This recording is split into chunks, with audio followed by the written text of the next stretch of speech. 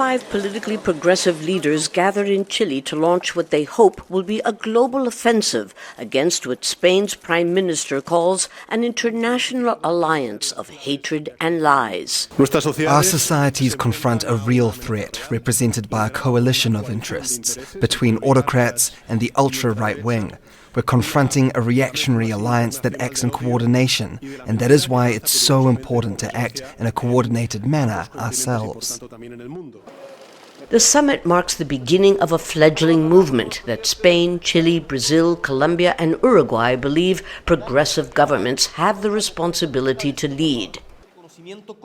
The leaders named no names, but clearly were referencing counterparts like Donald Trump, Argentina's Javier Milei, Israel's Benjamin Netanyahu, and Russia's Vladimir Putin, among others.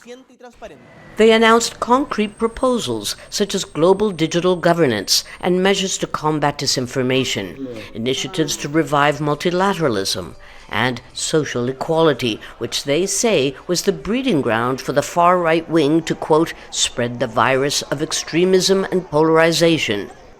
This initiative was launched a year ago at the annual UN General Assembly meeting in New York and was the brainchild of Brazil's President Lula da Silva and Spain's Pedro Sanchez. But the idea is to go well beyond the five that have gathered here and presented at the upcoming meeting in September at the UN to start a much larger alliance for the defense of democracy.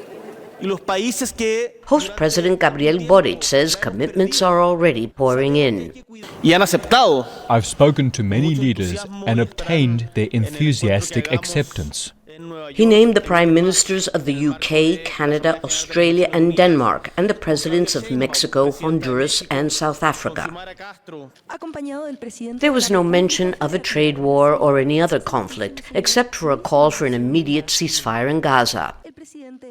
But when pressed by the media, Lula appeared to offer President Trump an olive branch of sorts. No one can say that Lula is radical. We've had good relations with Clinton, an extraordinary relationship with Bush, a Republican, then with Obama and Biden. If he wanted to, he could have the best relationship possible with us.